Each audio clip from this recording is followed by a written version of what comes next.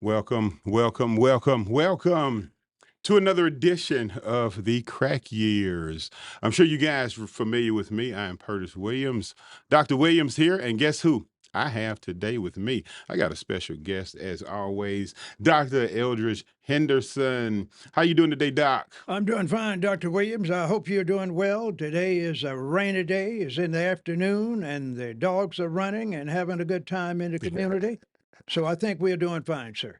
I agree, sir. I think we're having a pretty good day so far. No stress, no headaches, and no problems. You did say it's a little bit rainy. Of course, I see a few drops here and there. It's very warm out there. It's probably about 75. Okay. Just a wonderful day, sir. All Wonderful right. day. Well, Doc, you know me. I don't want to take too much time, and let's just go on into the conversation Let's do it. and Let's let's do it. get it going. Um, did you want to start out today? I had a few things to touch base on that we were talking about yesterday regarding the crack years and how they affected wages, how they pretty much gave the government and corporations an opportunity to take advantage of a sick people. You know, you get a people who are struggling to understand this new epidemic hitting their community, and as they're fighting just to understand it because this is new. So you can go back all these thousands of years, and this is the first time where the family is actually being destroyed. So the family's fighting to stay together, and in that fight, we became I'll say more needy on the corporation to maintain a job, you know, and that's what I'm looking at is we were so needy of the job as we were trying to take care of sick relatives, we didn't fight for progress, and progress disappeared. What do you think about that, Doc? Well, I say that's the government way of doing things, and a good example is COVID. Right. Last few years, they did the same thing. The government told us that you don't have to worry about working. We're going to take care of you. We're going to feed the family, and every now and then we're going to send you a check. So you just let us tell you when to move. We'll tell you what you need to do, and you just lay low, stay low, be with your family if you have one, and if Right. you don't, we'll take care of you no matter what happens. So you thinking that the giving from the government also creates some type of handicap to the people and makes us weaker, so to speak, less likely to fight back. Absolutely. The Okay. more you get from anyone, the more dependent you're going to become. That's Yeah, dealing with relatives, the government, church, or whatever. I agree. You cannot get freebies and don't expect Mm. what I call a solution to your problem. So, The so, more freebies you get, the more you're going to be dependent on the giver. so, what do you think about the? It's almost like a perfect storm that took place. You had the civil rights movement. You had the drugs come in, and then the breakdown of the family. And it seems to me as if the government saw that happening, and they started closing mental health places. You remember Mhm. Woodfield? We talked about yesterday. My mom Mhm. used to work there. I think you said I worked there you too. worked there. Mhm. So the mental health places were closing when we needed them the most. Well, the thing is, the government knows that if things are not going well for them, they have to come up with some kind of diversion. Mm, So you are going to look at that pie and slice it in as many parts as you can to dilute it so one person won't get too much. And when you cut it to small pieces, only survival is concerned. You don't have enough to fulfill yourself right. as a family, not even as an individual. You just survive. So you saying they kind of took advantage of the fact that we were really struggling, divided, and that was an opportunity for capitalism to kind of just be its most vicious self, That's right. basically. And the idea is and has been and will be in the future, the capitalists will devise means for more and more money or their profits to come to their top elite, especially their board members, and less to the worker. And that's when they start deciding that we have too much power in the hands of the worker. We must dilute these unions. And if we have to relocate these industries, we're going to do it. And that's exactly what I saw them doing. Is you saw the companies that, let's just say, you were waiting to work at disappear by the time my generation got to work, and your parents had pretty much their own thing going on, totally different from what we're dealing with today, or even what you dealt with. That's exactly right. So, Let me give you an example, Dr. Williams. My dad, for instance, yes, sir. had a great education. He had a strong third grade education. And he always had the ability, he and his friends, to fix anything that happened around that house or at that farm. They could build buildings, they could fix cars, they would always work in teams, they could slaughter animals together. They made everything they needed to make except salt. Except so. That's right. They raised the food, they raised the animals. Anything that he didn't raise, they went out and caught it in the forest or in the lakes, in the ponds. Didn't need the government. Right. Didn't have a welfare check coming in during those early years. But later on, they started what they called commodities that made the people lazy. On and on. You know what commodities are. Yes, sir. And that started the demise of the black people and the poor people. And when I'm talking about poor people, I'm talking about white poor, black poor, and others. So when we looking at it from a standpoint of change taking place that fast, and you got to excuse me, y'all, I couldn't find a babysitter for the dog today, so I had to babysit myself. I don't like leave her in the cage. However, back to the crack years, we really need to break this down. I know we kind of every time we get into the conversation, it's like we want to touch base on the soft stuff. We want to touch base on all the things that are easy for us to discuss when that's not really the trauma that we're dealing with. We're not really dealing with the trauma of the jobs as much as we're dealing with the lack of or our loss of morals and our loss of community, our loss of family. The jobs, to me, that's important, but the family, the love. We're not even close anymore, Doc. We're not even like that love ain't there anymore. And I think that's what concerns me the most is not so much the fact that the jobs froze the wages. We can change that. But what are we going to do about our emotional state? Well, that's going to have to be reviewed by the professionals, sir. The professional entities in our country and in Mhm. the world are going to have to start figuring out a way how to work with these broken families. Therapy will be one. More education and training will be another. The Right, church is going to have to get involved and start creating opportunities for families to get together as a unit in the church. right. And even if they are not together, they must come up with some kind of method where the fathers and the sons and the daughters and the mothers can get together, whether they are married or not. I totally agree. This has to happen or it will get worse. And you have a lot of independent families and not interdependent families, as we should have. I think we already seeing that independent family start to take place.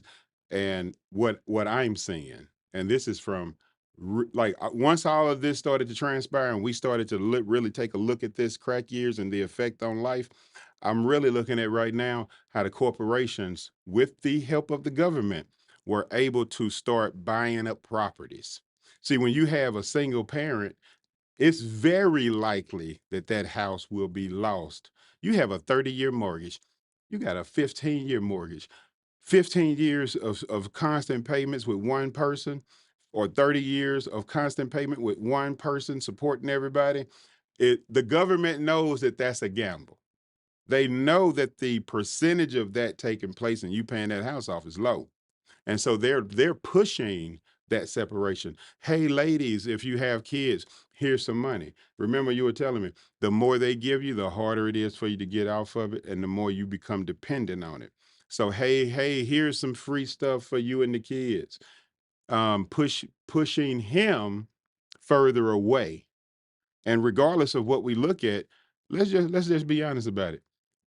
Men's jobs aren't, you know, we're like when we go to a job, most of the time they're looking for someone else when it has to do with customer service or office work. They're not looking for us. They're looking for her. And that's who's going to get that job. So when he's going to look for a job, he's more likely going to be in manufacturing, construction. He needs to have some training, some skills. And now I'm talking about a majority. I'm not talking about all the people who went to few people who went to college and got those degrees, because I know people with degrees who are not in their field. So when you start to separate that family and give her more and him less, that respect shifts, Every time, you know. every time. And that's the thing I think that they use to the advantage to steal up these properties. If you give her power, you make him weaker, they're more likely to get divorced.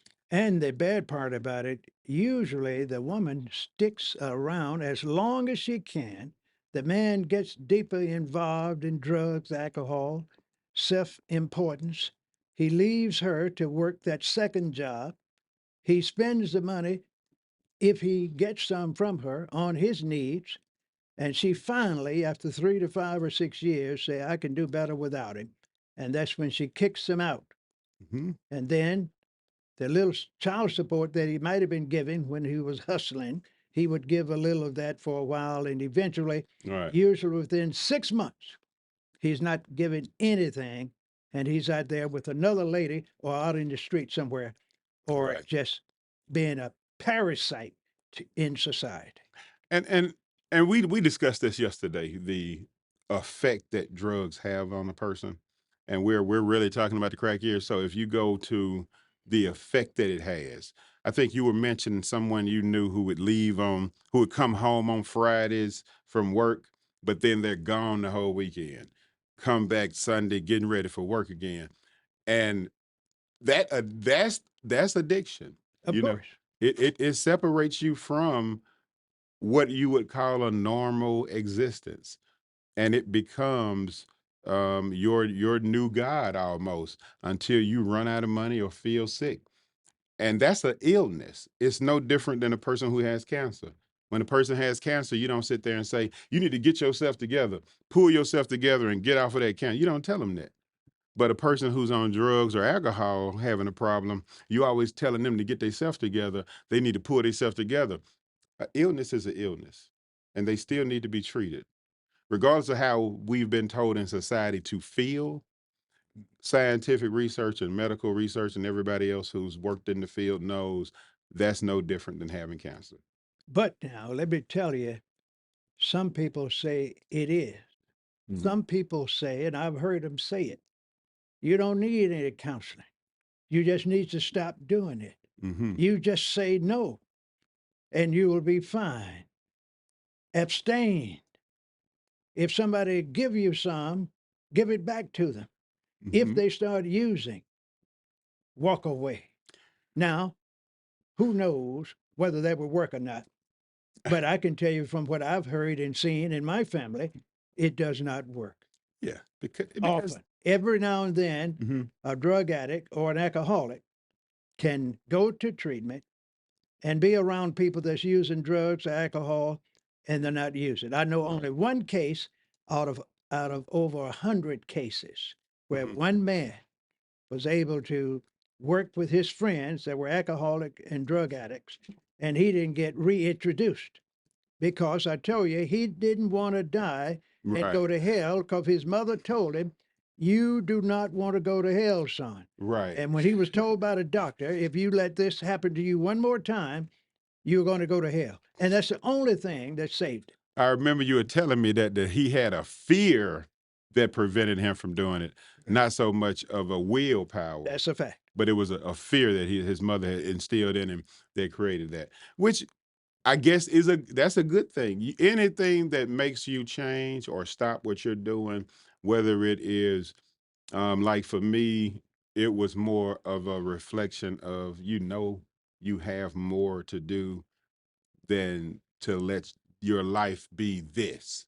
It's kind of like looking in the mirror one day and saying, You tired. What are you doing? You know, like look where you are. Look at the people you hanging with. Look at what are you doing?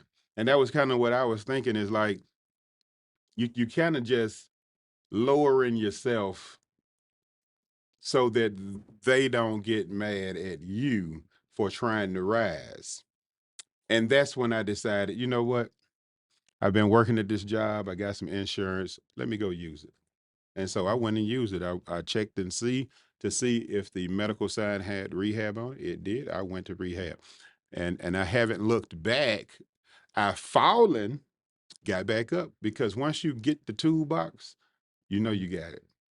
So I know the difference in someone trying to tell you to change and what really makes you change.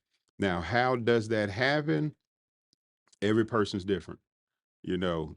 And that's the thing that scares me is if everybody's different and my situation had to do with I had enough pain to change. Most people don't get that. Like right now, it's a lot of people surrounded by friends who are pushing them and saying, "Yeah, keep going. You know, keep drinking, That's keep right. smoking." What they say, misery loves company. That's exactly right. So people don't want to see you get better. See, I've seen it both ways. Some want you to get better, others tell you to get better, others will tell you not to worry about it because you're not going to change, so I'm going to give you some more.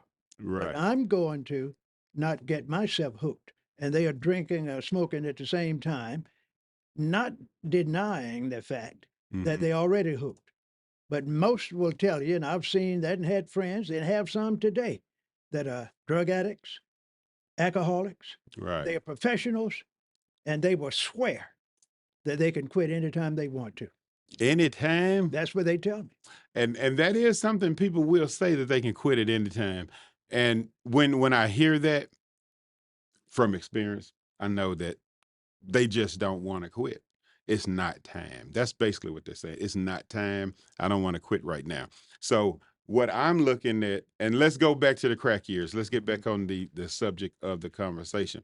So we've already talked about people avoiding help, which I think is the first time you ever really needed it was during the crack years. Let's just say your parents growing up, you might have had one or two alcoholics, like serious drunks, but it wasn't a slew of them, was it? No, it wasn't. It wasn't just like a gang of drunks everywhere. It was more that one person or something, you know, and it's usually the person who made it. And the good part about it, usually that one or two individuals in the community that were alcoholics in my Yeah, community, they were basically good people. They would go to church. They had good families. They worked hard, yeah. but on weekends they just had to get drunk. And many times they would be in church drunk. You could smell the alcohol in the back of the church because that's where they would sit. But they at As a church. young boy, I know several that would do that. Every fourth Sunday, Mm, we had church once a month okay. on the fourth Sunday. And the one or two not drug addicts, but alcoholics would be there Hmm. smelling up the church. We didn't have air conditioning.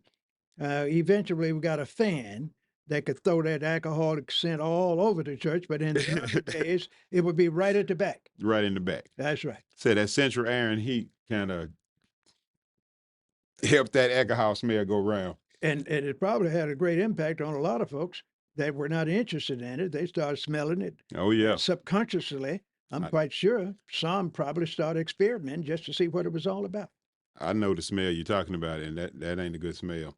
If it's that old drunk smell from a couple of days, That's exactly. yeah, that's not a good smell. Mm. And luckily, I hope I never got that drunk to have that smell. That sound like that's almost like a couple of days of bath missing. But let's go back, Doc. I gotta direct this That's right. conversation here. This Exactly. one is this a tough one to pull people back into. So let's dive a little deeper into this the crack years. We gonna get into it and from a standpoint from one of my elders. So let's talk about what we were talking about yesterday when it comes to ladies. You know, there was a certain lady-like demeanor that we were used to. And let's just say for 10,000 years, we had it. the ladies were the ladies and the men were the men. Men, I'm sure on the plantation where you grew up, it had a similar look that it did for the people in the city. The men are in the kitchen. I mean, the men are in the living room area doing men stuff, and the women are in the kitchen doing lady stuff. And you don't cross that line. So, did you have that same kind of experience Well, growing up? we had that experience when I got in my early teens. Hmm. That's when the men were starting to go astray, and we had several women in our community that were farmers. Okay. The husband used to be the lead farmer in the family, Hmm. and as he became a crack addict, this wife would put on the pants and she would get out there and do the main farming. Mm, She would pick the cotton. She would plant the corn. She would plow the fields with the mule. mm, And the husband stopped working. He would lay around the house and eventually she would get with him and change the whole culture in the house. She would let the kids know that she was in charge. mm, She would beat them just like they were slaves. She would cuss more. She had more authority. She would go to town to the plantation house and deal with the owner of the plantation, and the husband would be with her, quiet as a mouse, or sitting out there in the old truck or in the wagon.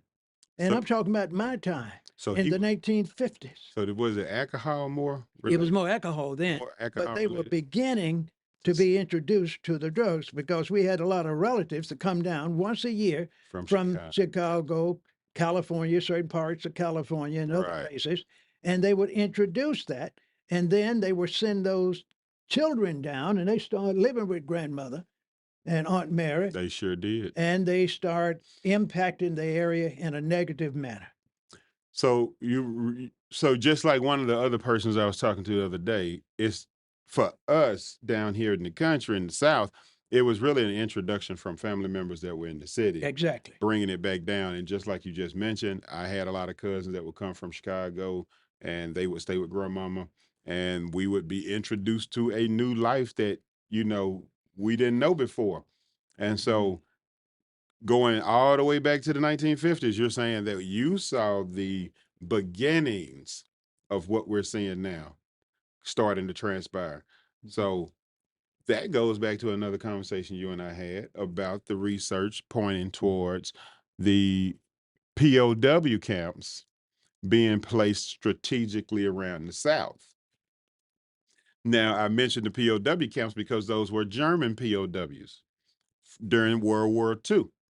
And if a lot of those were placed in the POW camps that we never were told about, nobody ever mentioned them. They mentioned the Japanese POW camps, but they didn't mention the ones that Germany had. Most certainly, that were here in America, Right. You said it was one in Clinton. in Clinton, Mississippi, and other places in the South, all over the South. Okay. So just to play crazy, why wouldn't they tell us about the 435,000 Germans that they brought to America and put in POW camps?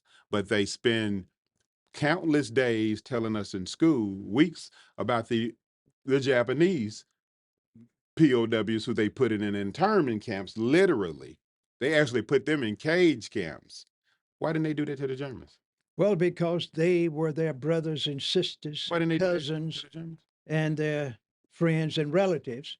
The only difference, they were fighting those people in Germany. They captured some of those and brought them here, and they were friends and relatives, distant cousins and uncles. I They don't were think they did that. prisoners of war, I don't think that's allegedly. right. I don't think they captured anybody. You don't think so? I do not. I'm just telling I, what they told us. I learned that after the fact when I okay. got in college. I would read that in the book, Mhm. but So I don't know the actual reason other than what I read at that time. Now, you have a different theory, I do. and I would like to hear it again I because you do. might have some way to validate what you're saying. Well, let's just use an example like we kind of did yesterday. If I'm the slave or the say the prisoner, but I'm the smart guy, and you basically got me in prison or slavery to build weapons for you. Now I'm the one building the weapon. You're just kind of the overseer, so to speak. So then I create a weapon which I know works. I know it works very well. And so we go out and test it. We together. We've been hanging out for a couple of years, and I started to act like I'm cool with you. And I create this weapon, and that weapon is terrible. It is terrible. After we test it, we see it can blow up a city. Now, me personally, being the slave, want my freedom. I don't want to be captive at all. So I've created this bomb for you, but I also created one for me. So now that you see how it works, guess what? I got another one right now under your house. My cousin has the trigger. I got another one over here at the White House. I got one at the Capitol building. I got one at on everybody's block. You don't know if that's true or not, but you've seen what my weapon can do. You do not want to mess with me. So what I'm doing now, the Oppenheimer's German, the Einstein German, we're smarter than you guys. We have the weapon. So let's start playing the game our way. So let's do it this way. That's what I'm saying is we're going to go ahead and act like you won the war. We're going to bomb Japan. You remember the Germans didn't like anybody with blonde hair, blue eyes, right? That's correct. So how were they teamed up with the Japanese anyway? You say, how did they team up with Yeah, the Japanese? like if you told me you're fighting for blonde hair and blue eyes and everybody else should die, you think I'm gonna fight with you? Well, the thing was, it was a little different in my opinion. The Japanese were bombed. I mean, the civilians in those cities, because they were such the military wing of the Japanese was such a strong entity. Those guys would have their funerals before they go on a mission because Mm, they didn't intend to come back. mm, And they would go and bomb something with the plane after they drop all the bombs. If they didn't get that ship bombed, they'd just right, crash into that ship. right. And they were heroes because they already had the funerals. They were already told they will get special treatment when they Mhm. got to heaven or wherever. And the Lord or God would be looking after them because they were doing it for their country and for their emperor. Well, we got people right now who are throwing bombs, wrapping bombs around themselves, saying they'll get 50 virgins when they get to heaven. We have people who are over here in America fighting and doing whatever, saying that the blood of Jesus will wipe away their sins. We have a lot of people with a lot of different beliefs. And it seems like they use those to justify evil in order to get certain things done. It's like, I'm going to do this and I'm doing it in the name of. But now the bad part about it, for some and good for the other, Mhm. the person that's teaching this usually is not the one to strap on the bomb. You're He is right. teaching others to do it, You're and right. he is going to be benefiting from the result. And that's what I keep trying to tell people. I'm like, at the end of the day, we're being sent to war to fight something we don't even know what it is about for real. Just like the Iraq war. They went to the UN, they pointed fingers, they spoke well, they wore a tie, and they had him go in there and tell a lie. And they came out of there saying, we need to protect America. And they started dropping bombs over there on those people. And then when you ask them where did they find any weapons of mass destruction? Not none. We didn't find any. And did anybody say anything? No. So right now we got the same thing going on. We got the drug war hit, and it was terrible. And people started losing their homes. And the government saw that and said, you know what? Let's close the mental health facilities. We don't want to give them any help. Make them take care of their own people. So they said, we got mental health facilities, but instead of opening more of them, we're going to close them and let those people out on the street. And get their help in the community through community agencies, which they wouldn't fund properly. And many of the people are still on the streets, and they're in their 70s and 80s, those that's not dead, or in a shelter somewhere by themselves trying to make it. And we see them all the time in Jackson. How we let this happen, Doc? because we didn't have the Oh yeah. iron hand to do anything about it. Oh yeah, I just remembered though. We know how it happened now that we've started to research this a little bit more. The trauma that took place, not just in my generation, but also in yours, when you were supposed to be entering your adulthood, the 20s and 30s, y'all had crack hit, and it was terrible. And y'all were trying to really figure that out, like what's happening here. And then the jobs that were once great jobs started moving away. So it's almost like you had to chase work, and now the people are going crazy. And let's talk about the crazy. Let's mention some of the things that we know happened during that time, that when you were young, let's just say when you were 19 and 20, you can probably remember the doors being left open at night, nobody worried about stealing. And then all of a sudden, we got burglar bars. All of a Mhm. sudden, we got hubcaps disappearing on cars, and they making locks on rims, and now we have radios that you pull out so people don't steal them. Like all of that happened. Like I know you saw this I did. transitioning, like right in your supposed to be best years. That's a fact. You know, it was going crazy and stealing and burglar bars, and those were supposed to be your best years. But the thing that I look at now after the fact, Mm, that didn't impact me very much because I left the country and I was able to attend school and live in the dormitory. mm. They didn't have something called the Pell Grant at that time. They were talking about it in the paper. So the poor college students that were not able to get a scholarship had to work 2 or 3 jobs and attend school full time.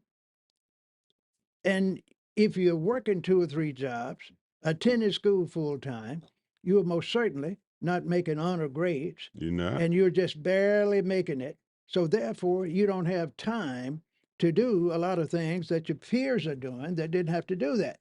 And you were already told you cannot come back without a degree. Yeah.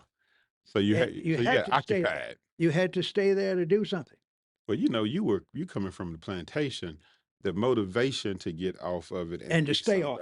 and be I somebody, guarantee you, I that couldn't afford to motivation. go back. Right. That's and then your work ethic that you had, That's a you fact. know, that wasn't the same. You farming, you up before the chickens up, you feeding animals. So when you were being brought up, your whole training mentally was early mornings, get stuff done, and achieve greatness. And the good example, we were taught to get up early in the morning Mhm. and you worked 2 hours before you went to school. I'm talking about at 6 years of age.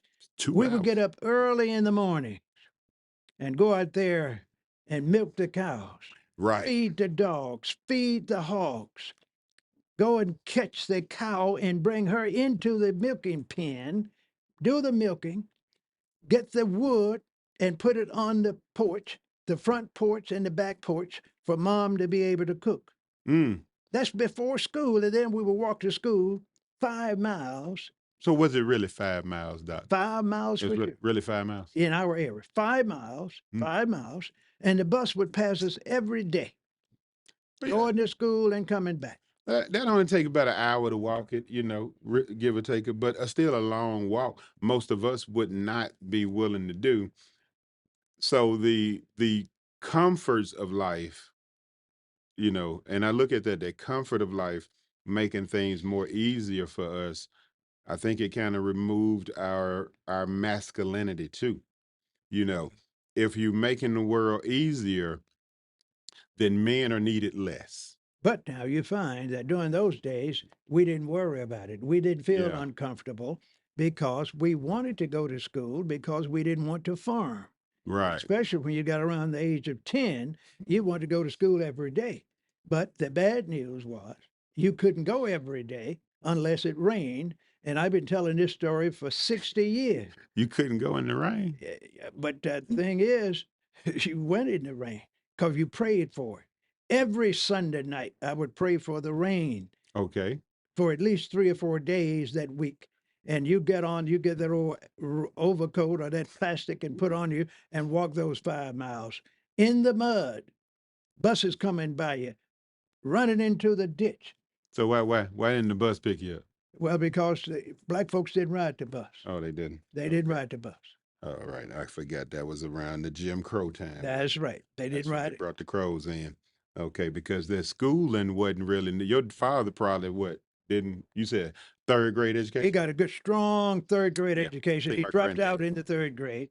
Think my granddaddy got about that too much. Yeah. Not a strong reader, but very capable. Man, like I said, construction genius. Same with my dad. He You was know, a construction man. yeah. He could go out with the engineers and build homes. Hmm. They would dig the foundation with picks and shovels, and he could do roofing. He could paint. He Right. could do drywall. He never went to school for that in his life. Observation, get the tools and start doing it.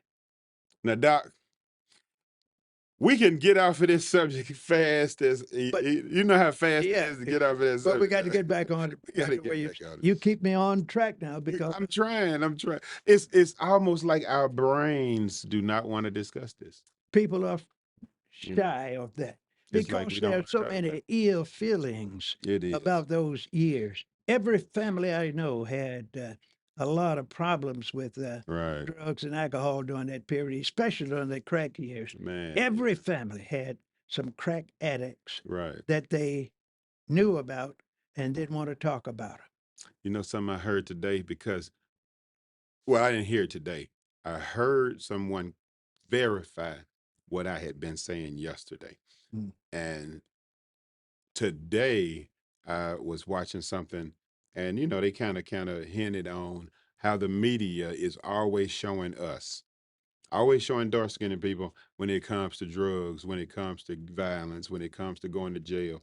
They always quick to show us, even though we know that it's only seven media companies that own all the media. So for some reason in our brains, we know this, but we're still being led to believe that all the crime is dark skinned people. Well, the facts don't say that. If we went and did some research, we quit watching the news when they show us on it because it's not us doing most of the killing according to this person on that video. I have to go and research that. It's not us doing most of the robbing according to that person on the video again from their research. And again, I didn't do the research. They did. I'm just going to tell you from my understanding of the research I've done, and this is from 2 years ago because I've been working on something else recently. They'll show you what is it, unarmed persons killed, and they'll show you on TV it's us, and the numbers didn't show that. The numbers are like it's everybody unarmed getting killed. So they're showing us on TV just like they showed us during the crack years. So the reason it was so easy for the government to manipulate, in my opinion, was because everyone thought that the war on drugs was about black folks. Everyone thought that the war on drugs was all inner city. Everybody thought that the war on drugs and all these people out here losing their morals and out here acting a fool, they thought it was just dark skinned folks. And it wasn't. But now the shift is in the making. It is. Right now, we know that that shift is that now most of the people in the suburbs, north, south, east, and west, are other people, the Caucasian race, that are worse off than the crack users were in the inner city communities. Yeah. Because in most instances, the crack user didn't die overnight. They did not. But these folks now on these what I call Opioids. opioids, the serious drugs, can Mhm. die instantly. And And many are doing it by the hundreds in every small town, every county, every city, it is. It's north, south, east, and west. But they are protected. They well, don't worry about going to prison too often. I'm gonna say it's no really, is it really a protection? If just in if their you're not mind, being if you're not going to prison. if it's your son or And daughter, you're going to fix it where they're going to no. get government relief. Let me tell you why I don't think that's protection. And this is related to what I've learned during the crack years study. Is that person who you keep out of jail? That person who you're keeping out of jail, that person is out here touching these young girls. That person is out here kidnapping. That person is out here trafficking. That person who you're not putting in jail has zero morals, zero cares. They don't care a damn about nobody but themselves and their addiction. So when you keeping them out of jail, you're letting hundreds of people be affected by them. So you're not winning. You're not getting out of trouble. You're creating a bigger problem. And that's why I think the problem got so big. It's because they thought they were protecting folks. They thought they were sending them to rehab for freebasing or giving them probation for freebasing because they light skinned. And then the dark skinned, they sending them to jail. Well, hmm, how many young light skinned girls been raped or molested by their uncles? Or their cousins, or their brothers and sisters? How many of them been touched? They say 1 in 4 women. I think the number may be higher when you change racial numbers. Because if I'm being protected when I do wrong, oh, I'm gonna do more wrong. I'm protected. You don't think those kids out there who know that they daddy gonna come down to the jail and get them out aren't buying more drugs and alcohol than everybody else? Of course, they bind more. That's And the protection that they get. but they The, affecting the more people too. opportunity to get more and do worse in Mhm. society. Those are what I call those other parasites that were feeding on others. Right. Mom and dad were the politicians, the Mhm. leaders in industry, Right. the leaders in the church.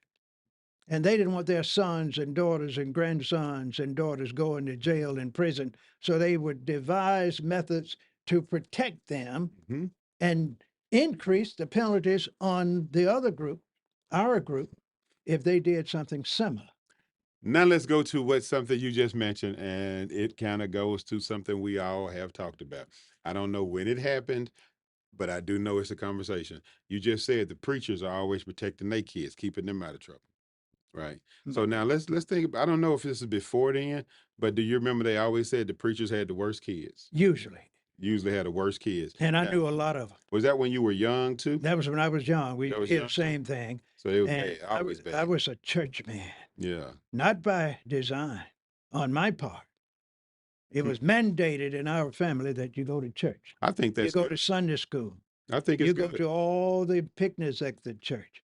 You participated. You would sing and pray and be the assistant superintendent at age 10, 11, and 12. You would sing in the choir. Someone's daughter or son would be encouraged to take piano lessons when Right. they're 13 or 14 or younger. So when old Mary Jane died or got sick, they could take over because they were not hiring anyone to play the piano. Nobody. Didn't hire no preachers. You train your preacher at your church, in your community. And when Reverend John retired or died, his understudy, your cousin, your son, Would would come take over. in and take over. And at that time, they didn't have women preachers. It was always one or two young men that would be under the preacher's wing that started off as assistant superintendent of Sunday school. Mm-hmm. Later on, he was a junior deacon. Next, he would become a deacon when he was about 21 or 22. And he would get that calling to be a preacher when he was about 25. Now we got to get back on the topic now. That's all dealing with crack, sir. That's all Let's dealing deal with the with crack. crack. That's sir. That's a lot dealing with it. Uh, what did we miss in all these years trying to figure out what happened at Grandmama's house? Why aren't we able to? How did we miss this? Well, we didn't miss it. We just don't talk about it. We And knew it was yeah, happening. we knew. We just did. Like you said, but if we don't talk about it, Now, it's embarrassing. it You is. don't want to expose what your close friends and relatives did during those periods. And you don't want to talk about how your significant parents, grandparents, and others, uncles and aunts, allowed it to happen and participated in it. And at the same Uh, time, you don't want to lose respect for those people, so you just don't talk about it. Now, see, you just said something then that we discussed the other day, and that's the don't want to discuss it with the family. The family don't want to discuss it. They don't want to be embarrassed, hurt. But again, how can we heal? How can we ever get back to grandmama's house? How can we ever get back to a couple staying married Well, it's simple. if we don't try? Dr. Williams, You let me tell know, you if something. we don't even You are try. going to have to be the man to make it happen. Folks Huh? like me not going to make it happen. What? I don't want to talk about it other than use my personal experience because there are too many Hendersons and Andersons Yeah. and Warrens in our family that were exposed to those kind of things, especially when they start leaving in the early 1960s, Right. moving to these so called northern and western cities. And as they would come back 3 and 4 and 5 years later, they had some major problems that we didn't know they had at the time until years later. And as they got older, they start falling apart, losing their families, losing their jobs. And then when the people decided to take the factories out of the inner city, Right. they were not able, those old crack addicts were not able to go to the suburbs to get those jobs. And and the way I looked at it is when we were talking about how they closed the mental health facilities, that was strategic. Of course, They basically froze wages, again, strategic. They removed pensions while we were suffering with our sick family. While we were suffering with our sick family, they decided I'm gonna change the taxes. Ronald Reagan, remember? We went ahead and changed the tax bracket so now that the rich don't have to pay anything. Then they said, you know what? We're gonna have a war on drugs and we're gonna target the dark-skinned African American folk. We're gonna target black folks. However, we're gonna give passes to the white folks, and they're gonna be a big problem because guess what? When you don't go to jail, you don't get punished, you get worse. exactly. So now we have a whole group of people out here allowed to be worse. We have another group of people who are sick and struggling and watching the pays get frozen, not just for them.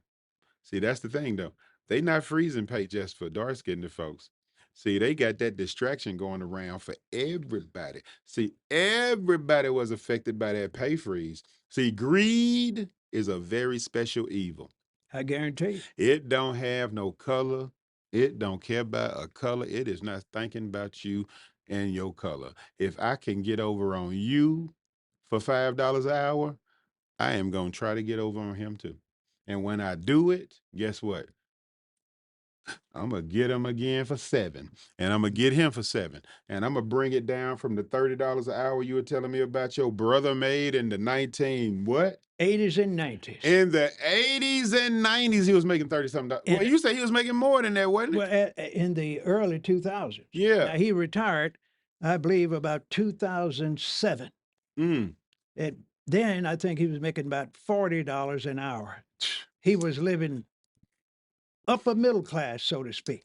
So we Homes paid for. so even when he started, you Kids know, had all the money they wanted. The kids in high school had cars, but they were victims of some of the family problems. They right. never did do anything with those great opportunities they had. They didn't finish college. Mm. Many of them didn't finish high school because they had drug problems. But we don't like to talk about it. And I'm starting to see that how much the drug problem affected those families, like you said. They Mhm. had it made. Both had good jobs. The kids had cars in high school. Why isn't that the American dream finna be fulfilled for generations to generations? And that's when we threw in this drugs, and it started to make sense of how they crippled just the whole country. And then back to Ronald Reagan changing the taxes for the rich. And then lo and behold, the same people we voting for are saying a corporation is just like a person. That's And so now the corporation who's just like a person is buying up all the houses And because a corporation has way more money than the people, they can pay whatever. They can And pay asking plus 10%, 20%. And now we got a $129,000 house worth $400,000 since 2020 to today.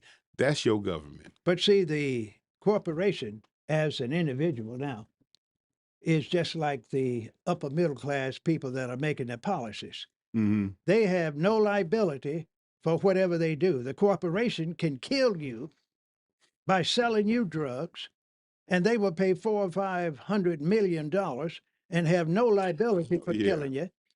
The same car company that my brother used to work for, where he manufactured those cars, they can get those people that have drug problems right now, the few that's Mm-hmm. working in those few unionized plants, to put these bad cars together, bad airplanes together, and they are falling and killing people, and they are giving rewards, paying millions, no penalty, and they Yeah. have many are forced to retire with pensions and a big payoff when they leave, $200 and $300 million and a pension, and they serve not one day in jail. And the crack addict can kill somebody, and he'd get 30 years. And I remember I want to go deeper into that because that's something you mentioned yesterday when we were talking about how these companies with all this money, they have billions and billions, not to mention the what they call the offshore accounts that we don't know the numbers in that some people seem to forget. So say you have a big company and somebody gets killed or hurt by their product, or let's just say they are creating a fraud situation for hundreds of thousands of people. They find them like they did the Mhm. banks for the bad loans. They That's right. find them. And who did you see any of that money? Did you see any of that money? Most certainly did. Okay, so when they win the lawsuits, when they sue, who gets the money? Because The lawyers get the money. okay, so again, we're seeing on TV the government is fighting for the people.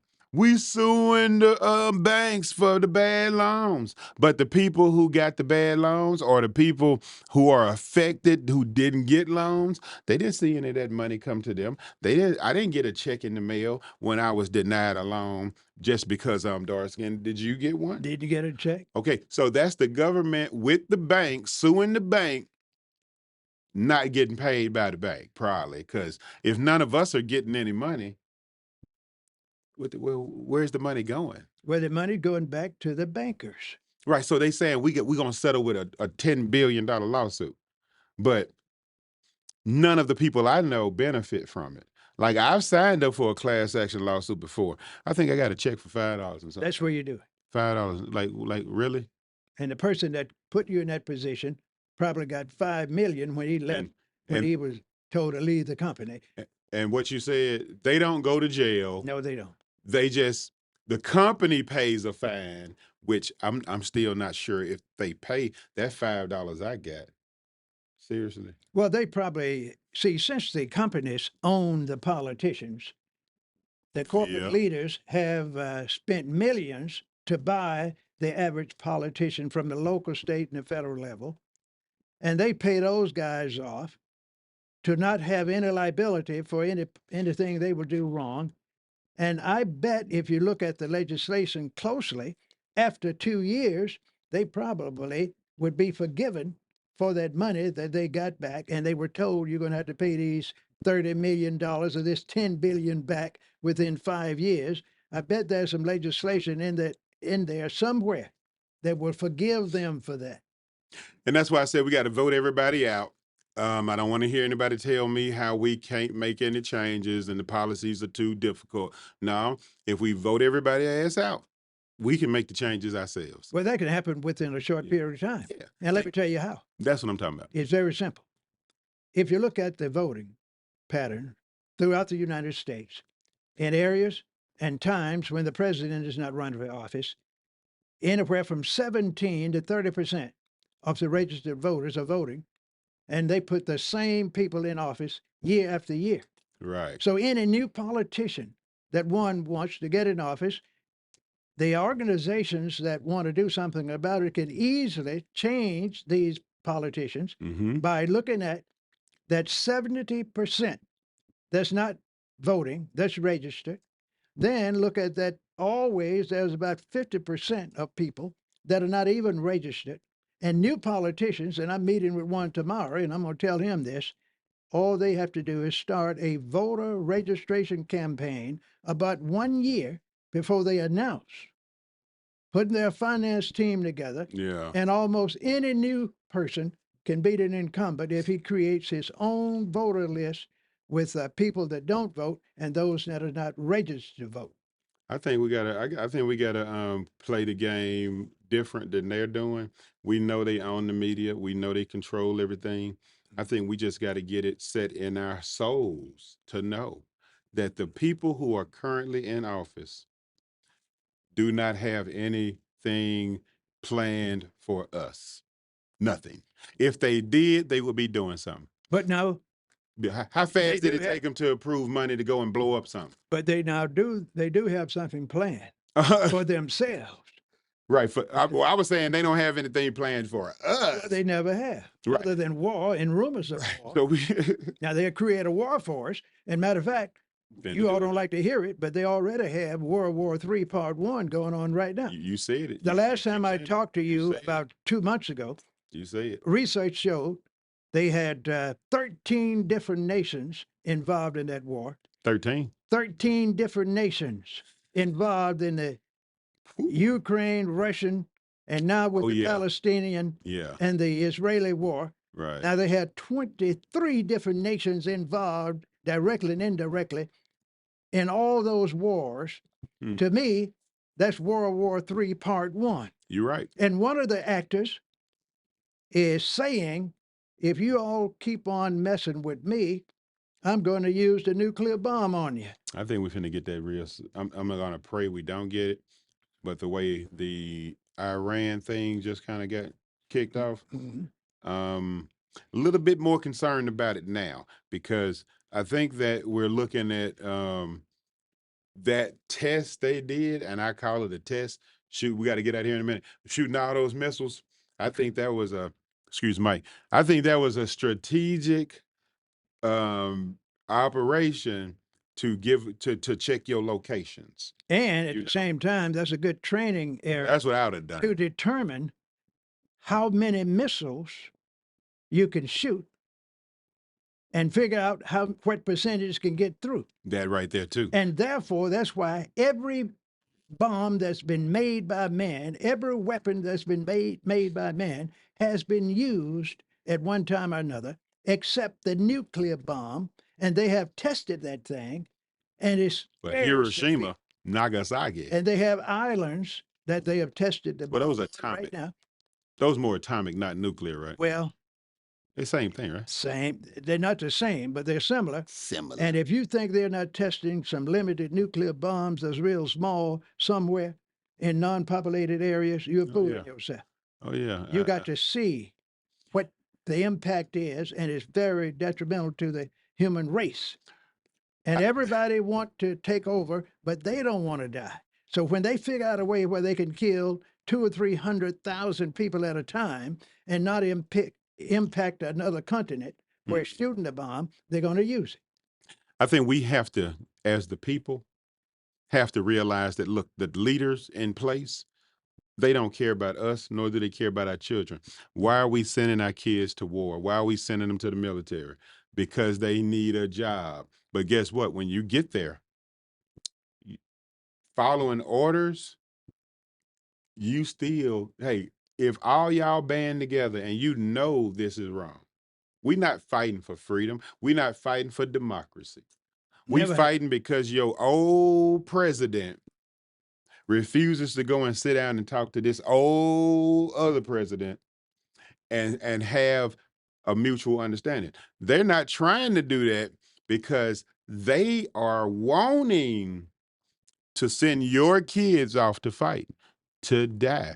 Because see, the more they can inflict trauma on us, the less likely we are to fight back. But now the thing you have to realize now, and I've done the research on it, they're not going to need no more than 10% of the people in a war situation than they had when I participated in the Vietnam War. Well, less They people, more bombs. they're gonna need fewer people, about 10% less, because most of the people now that's in the current war are going to be specialists. Matter of fact, when I was in the war, you had to go to the enemy. You had to find him Mm, and then try to kill him. Or he will find you and try to kill you right. in person. Now they have, and I was looking at it the other day, they have technology now where you could be at a military base in Washington, in the state of Washington, and kill everybody you want in Iran, Russia, Cuba, anywhere with just 10 or 15 men and women in a lab somewhere underground, and they can pinpoint So, what building they want to, a hospital they want to bomb or whatever. so you And in say, my time, you had to go there physically mhm. and do it. So for 10,000 years, that's how you had to do it. You had to be a real soldier. But not now. But now you can be a coward. You can be rich because now it's not even about being the smartest person in the room. No. It's not about being the bravest person in the room, the wisest. It's just about being the richest. And we're going to follow the richest person because they tell you it's the richest person. How much do they tell you? What do they tell you creates the president? How much money they spent? So and so double the spending of the other candidate. That's what they are actually telling us. They're buying the damn election. They're actually saying so and so spent 20 million more or $5 billion this time. So they buying an election so that and they actually spending more to buy the election than they make a year Of course. in a salary, which again, the American people need to wake up and say, hey, does this even make sense? It makes a lot of sense. No, it To the really doesn't. no, to the Well, politician. but I'm talking about to the American Oh, it people. makes no sense. So if it doesn't make any sense to us, whoever's spending the most money has the most evil going on. Vote their ass out of here. Whoever raises the most money, I'd say vote. That's who you don't vote for. I guarantee you, you're right about that because they're going to be Whoever. more destructive than Right, the person that got less money. right. Whoever gets the most money donated, That's who you don't need. that's who you don't want. I guarantee you. And I'm gonna say that the grassroots stuff they talking about, sending $5 here, $10 here, that make a difference. I think we need to put our presidential candidates, our state level candidates, our everybody asses on PBS, public broadcasting. You get to give your speeches, you get to give your debates, but you don't get to fill up every channel with I got enough money to flood to flood the airways with me. No, you don't get to flood the air. PBS, public broadcasting. That's where your ass is.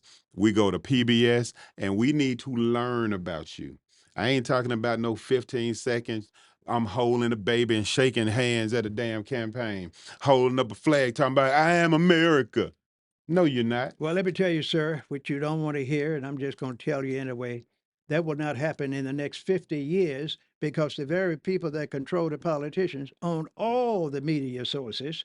They And don't they, own this one. and Well, yeah, they kind of do too. you $2 or $3 million either. Right. But even Doc, even if we do own our own thing, guess what? We just need more people like you to own their own But thing. here's the thing, though, Doc. Yeah. I don't own the YouTube. I don't own the Facebook. I don't own the Instagram. We don't own the platform. So we don't own anything. So we don't own it. So we don't even own a website that we could maintain and keep from getting shut down.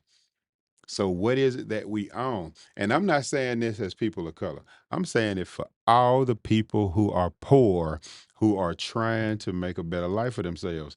It's as if the rich are controlling a narrative that we know is a lie. We know that's a lie. But for some reason, they are constantly maintaining control. And that's why I say we sit out if we don't like what's happening. We need to just get together and say, you know what? The politicians clearly aren't doing what the people want. They're clearly doing whatever they want in businesses. So how about this? Let's everybody take a week off. Hey, sit down somewhere. Finna get ready to go anyway. She Now, said it's time to go. yeah, Like let me we tell take you a week off, something. force their hand. The solution, Dr. Wick, Strike. the solution, sir, is 10,000 Dr. Williams with 10,000? his podcast all over the country, all over the world, talking the same thing or something similar.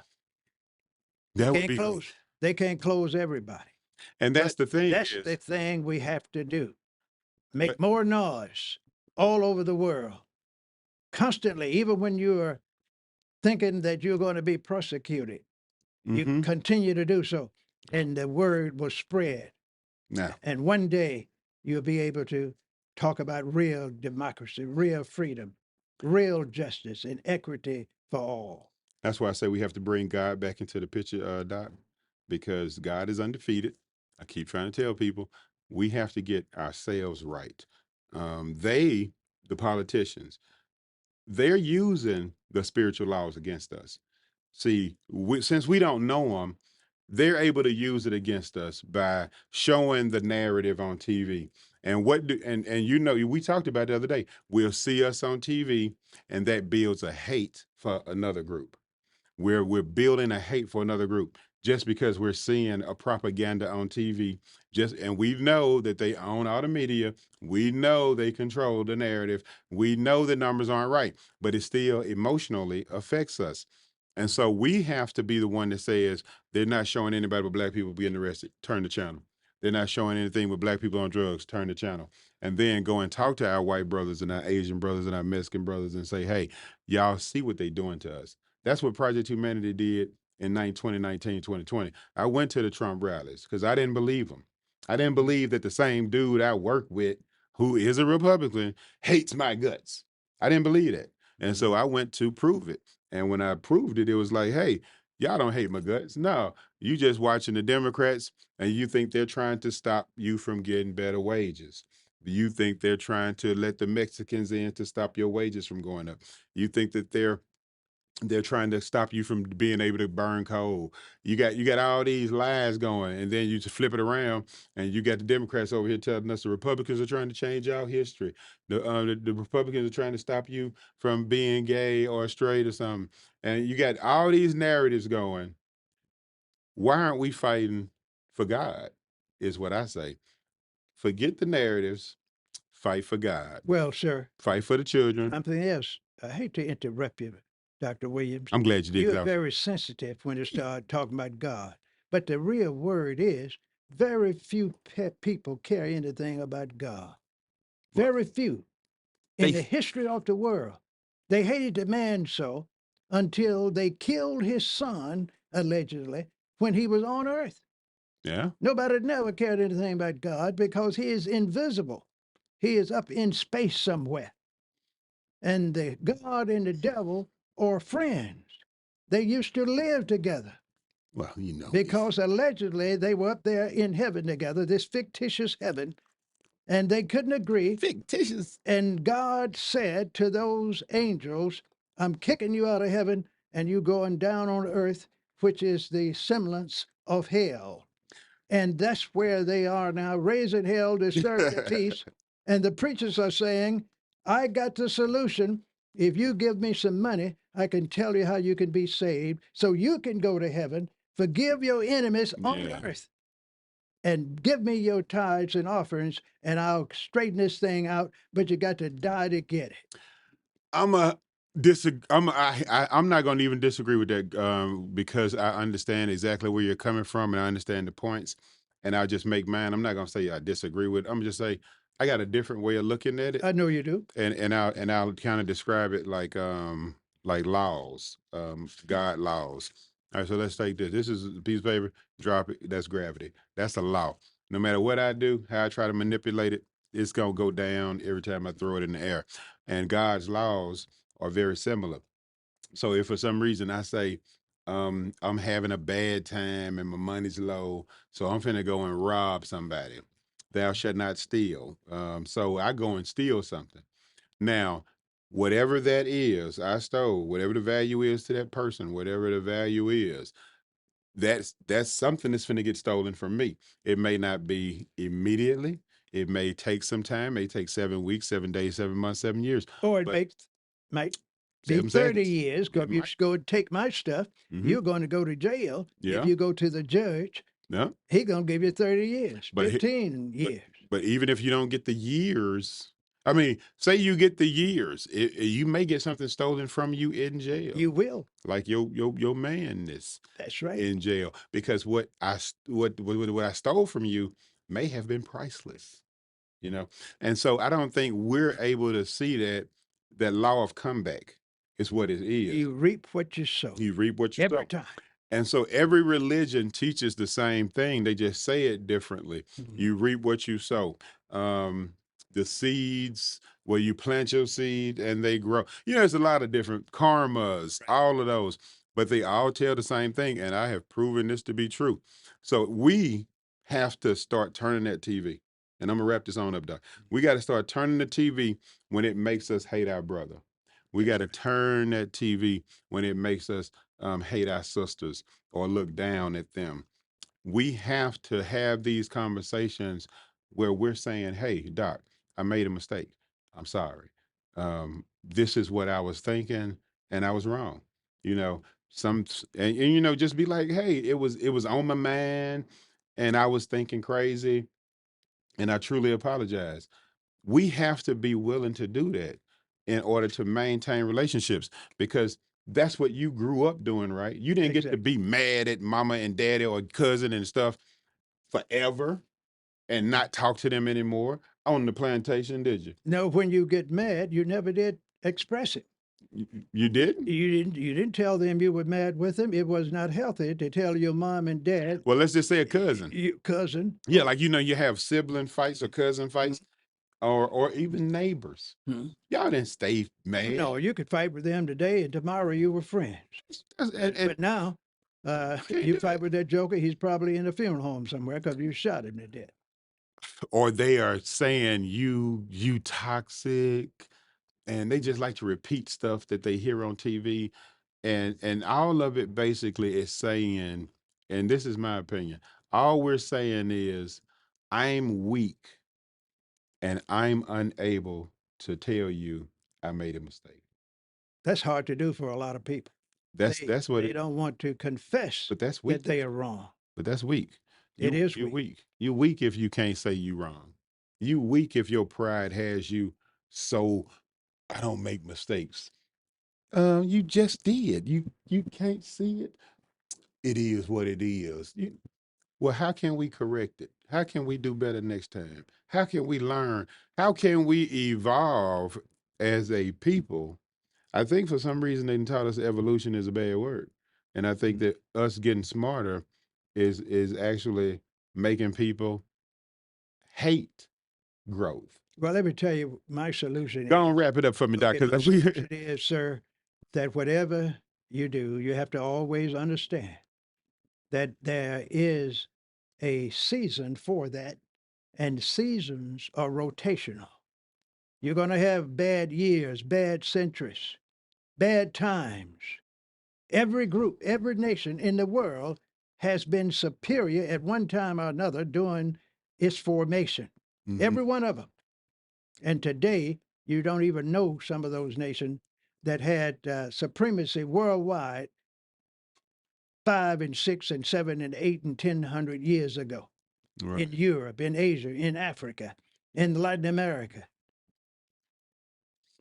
These things will rise and turn, and seasonally, I you're like going to that. find the black people moving again throughout the world as supreme.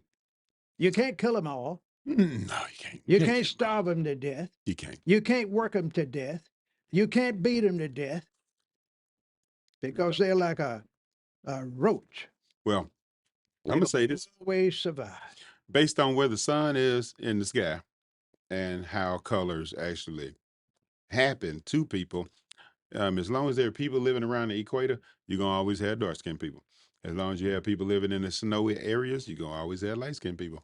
People are just kind of ignorant when it comes to skin tones and how those things develop over time, because they have another ignorance of what evolution is. But now, the thing you don't want to understand is that the people Yeah. that have the light tone Mm-hmm. secretly want to have a darker tone. Well, And they do everything they can to become as colored as they can without saying that they are colored.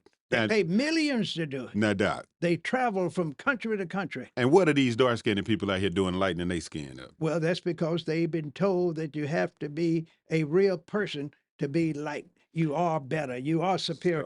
So let's look at it then. We got light skinned people who want to be dark skinned. We got dark skinned people who want to be light skinned. That's what I'm telling you. We Everything got is a seasonal. we got a mental illness Of on course. all sides. Exactly.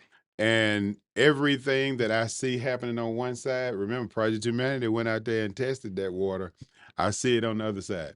So as we close out, Doc, I will say, and I'm gonna close out and I'm gonna let you end it for me today.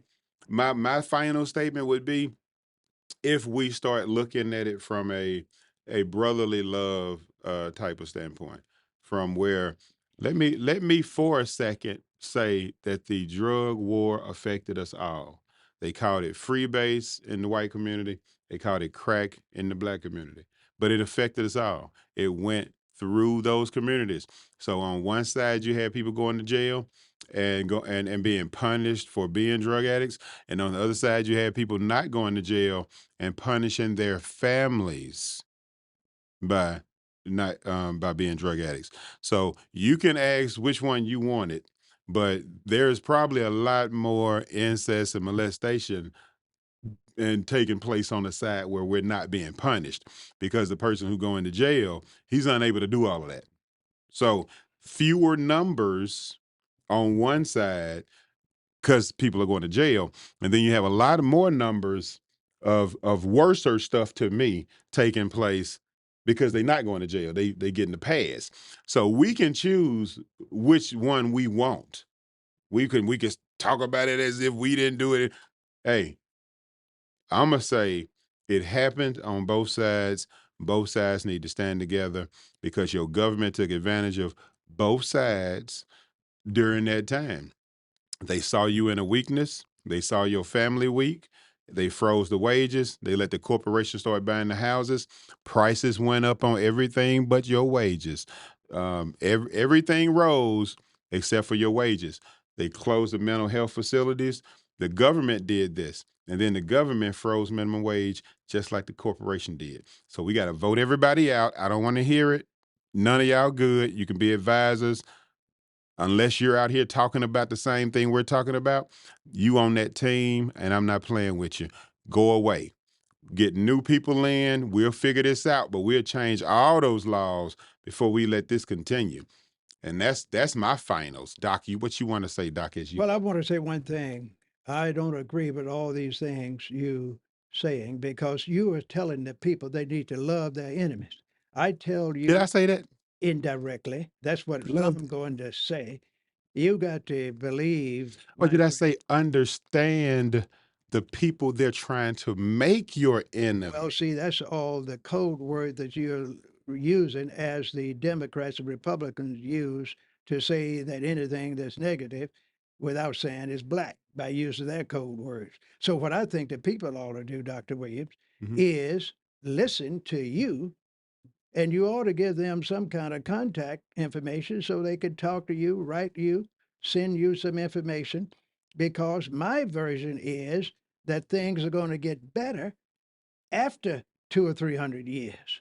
And we won't be here during that time. But if they use your strategies, they might have some changes in the next 15, 20, or 30 years. And many people that are listening today will be here and they'll be better because of that, of what you are saying, what you're predicting, not what I'm predicting. I'm predicting that there will be World War III, Part One and Part Two, before things are settled. Yeah, And that's going to cut down the population about one fourth worldwide. I think it's going to do more than that. I hope not.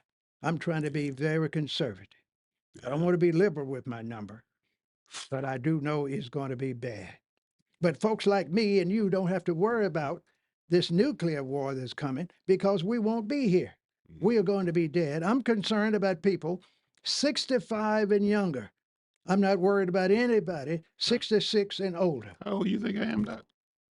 You're not 65. I'm 50, See Doc. what I'm talking about? You got some hell days left. But old folks, 65 and older, don't have to worry too much about other than just trying to survive to live these last 20 to 30 years they have, and they're going to be gone. But it's their children and grandchildren and great grandchildren that they have to worry about. Doc, I hope that you're right. And let me, what did the dog do? Hey, Don't worry oh, about it. it's back. Okay. I hope you're right, Doc, and But I am, sir. I that admit it. I am correct. I'm on point. you know, I truly do believe if we follow the plans that God gave me 3 years ago to start to make these changes, I think we can turn things around in 20 years. So before I leave here, I'm not leaving here for like 100 more years, but still, when I get ready to leave, I can sit back and say, "Wow, look at how beautiful the world is today." But give them your You know, contact information, I'm Dr. gonna Williams. definitely put that on there. Put it on there. Um, They need to you talk know, to you. I'm gonna have it at the bottom of the screen, scrolling at the end of the screen, definitely in the comments, so you can get in touch with myself and Dr. Henderson. As a matter of fact, here's his card right here. hmm I'm going to put that actually on the screen for you guys too, so you can get his contact information. It'll be at the end of the video. Doc, I definitely appreciate you joining me again here today. We're going to have to get deeper into this topic. I know I'm going to say as a respectful elder, as one of my mentors and my wisdom advisors, I'm going to stay away from certain conversations with you. I don't think Mhm. we should go into the deep, dark stuff. Well, you You might be know. right because we don't think the same on those matters, Yeah. and that will scare the people. Yeah. Because I do know that there will be more punishment, Mm. and you are looking for peace and stability and improvement. I know it's going to come after a good whipping. Now, That's where I was raised. let A us. good whipping will change you eventually. Okay. I'm okay. Let's be clear here, Doug. Now, I would love for people to not get a whooping. I would. It would be very nice. But they're I- going to have to get the yeah, whipping, that's Doc. not the reality of things. I'm not stupid now. I know me myself personally. I've never changed flowers and candy. Nobody brought me flowers and candy and said, you're doing bad. Here's some flowers and candy and let's go to rehab. No. But give me some brokenness, record card tabs and stuff. My pocket's broke. I done made a couple of mistakes. Now we ready to go. So I agree with you, Doc. It's gonna need to be some harsh punishments that take place. I would really love for humanity to say, you know what? We've had enough harshness. We've had to deal with our families with this crack epidemic or freebasing if you're white. We're now dealing with an opioid epidemic. We struggling right now with our kids dying and killing one another. We have a lack of morals from women and men. Haven't we had enough? Isn't it bad enough right now? No, it's not. Like it's bad enough for me because I'm like, where is the possibility for love in a future if this is the path we're headed? Well, there is no love among mankind. There's a division among mankind. And until the upper class and the super rich get in a position where they wake up one morning, they have no water, no heat, no energy to provide heat, hmm can't decide their destiny, no food, no protection. Their people are killed day and night. I'm talking about the super rich, the very people now that are causing wars and providing the equipment for war. hmm When they are denied health care, and when they die from sickness and being wounded and have no doctors available to take care of them, things will start changing. But when you can punish others and you still Right. eat well at night, sleep well at night, have security around you and your family at night, do not have to worry about the court system to punish you, you will whip the others and try to keep yourself in that position. So what you're saying is I'm gonna have to turn the lights off on them, Honda. Somebody gonna have to do it, but I want you to do what you're doing, and my job is to tell you that you're not gonna have much light anytime in the future. No, I'm gonna say, Doc. I'm gonna keep hope and faith and positive thinking. I really believe that if we seek love in one another, That's God's face. Seek love and stop looking at my brothers and sisters as if they've done something wrong and realize it's the politicians who are doing wrong. Mhm. Ain't nobody out here in these streets did wrong, y'all. Nobody. Ain't nobody out here did wrong. Everybody's being affected by what your politicians have put in place. And we need to cut everybody out here some slack, and we need to put our anger and disgust where it belongs. And that is those people at the top who have let this bad stuff flow down. They've shown us they don't care about us. They don't care about the future.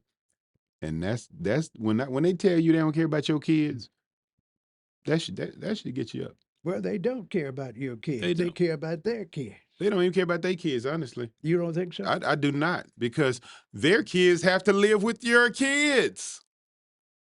That might be close to sensible. Their kids have to live in the world with your kids. That's correct in the world, but not in the same Mm. community, See, not in the same house. we thought rap music wouldn't make it over there. But it's It over there. did. That's what I'm So telling you. that's why I say it's no escaping karma or the law of comeback. It's no escaping gravity.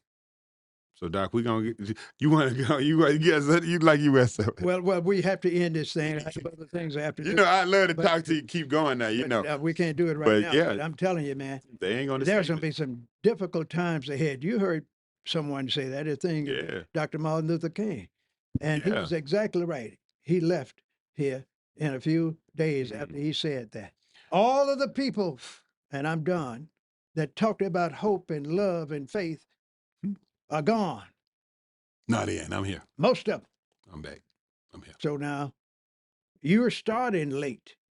Am I? Those younger people that talk this stuff you were talking usually died before they were 40.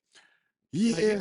you're starting a little late, so you will have 10 or 15 years to do what you are saying, and your luck will be that you won't die, you will retire. Yeah, because I didn't want to help in the first place, Doc. I was trying to avoid the whole situation. Of course. Me personally is But I'm not gonna say what I was trying to say because power's in words. You I'm gonna got that say calling. I will say it for you. You got that calling. I didn't have a choice. You got the calling. See, I didn't get the calling like you. I got the other calling Which one was from that? the other maker of mankind that believes that you have to be punished when you do wrong. It's the same one. Same God. Same one. Okay. Yeah. See, we believe in repentance. Who do? You Uh do? yeah. See, Okay. it's kind of like Dr. Henderson. I was coming upstairs and I didn't know it, but I was in a hurry and my door swung open and I hit your car. Now, for me to say something to you, I know it's your car. I say something to you, and I offer to fix it. That's guilty. That's you did something wrong and you repented and you fixed it. Now, if I hit your car, I'm in a hurry, hit the car, and then I move my car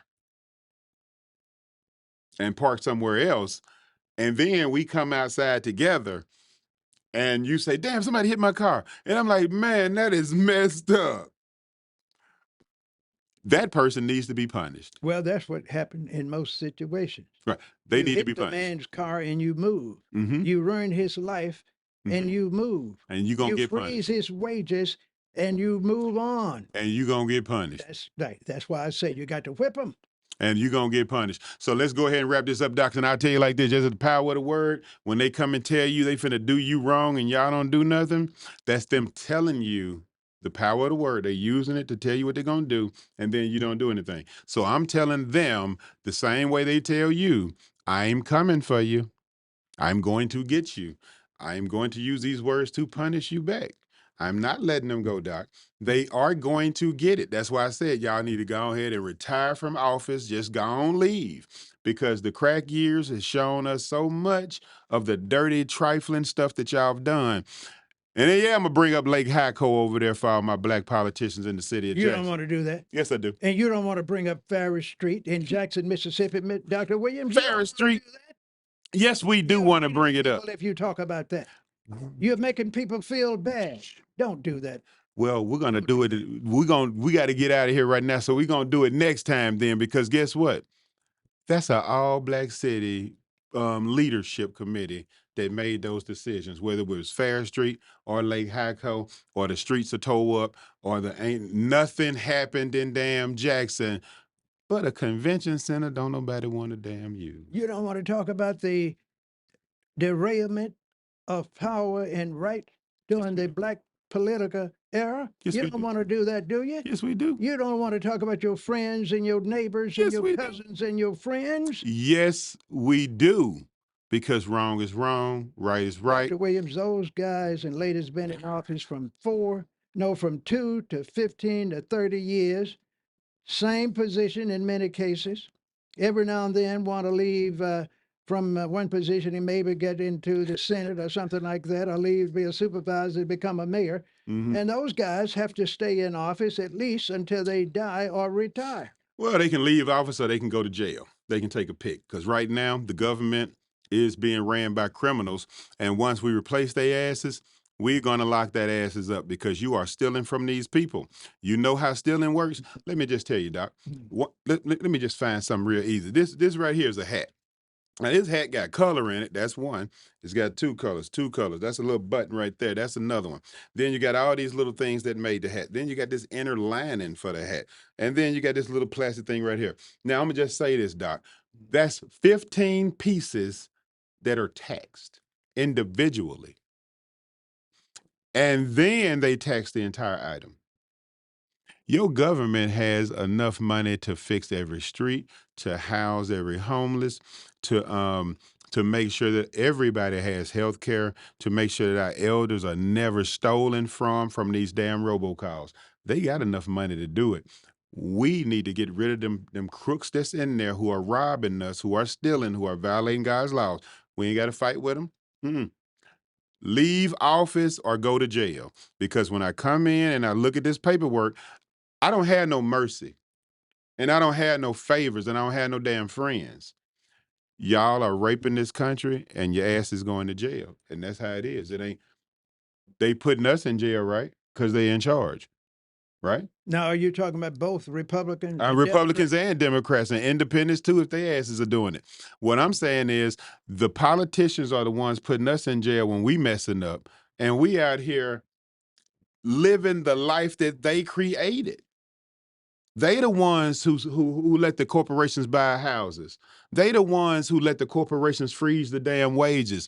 They the ones who froze the damn minimum wage, who made it impossible for us to do anything. So over 30 years of them robbing us, no, they ain't got, I don't want to talk to none of them. They can get the hell out of here.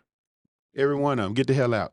All y'all, that's all I got. This is this is Doc, get out. Get him out of here. I don't want to hear it.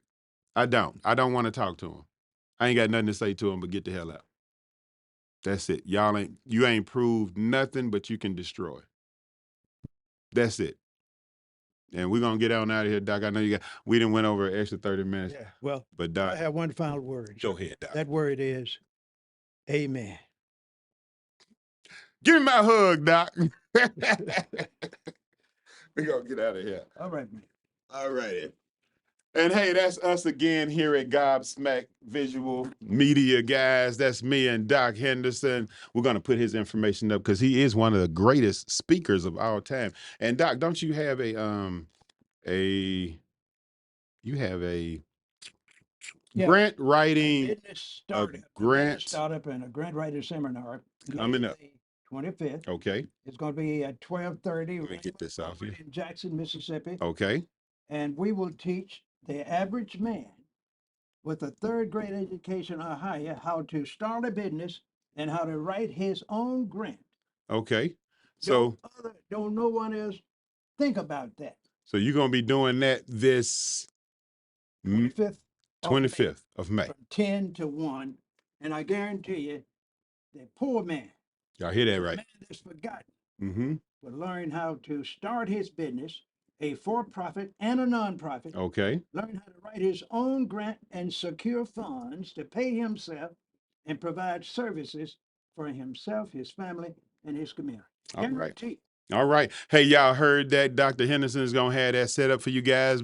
I'm gonna be there. It's time to start learning. It's time to start growing. It's time for us to start fighting back. These kids need grown people to stand up for them. Let's get grown, y'all. That's me and Doc. We out of here. Gobsmack Visual Media. This has been another edition of The Crack Years. Y'all have a great day. Love each other a little bit harder now. Peace out. And we are cleared.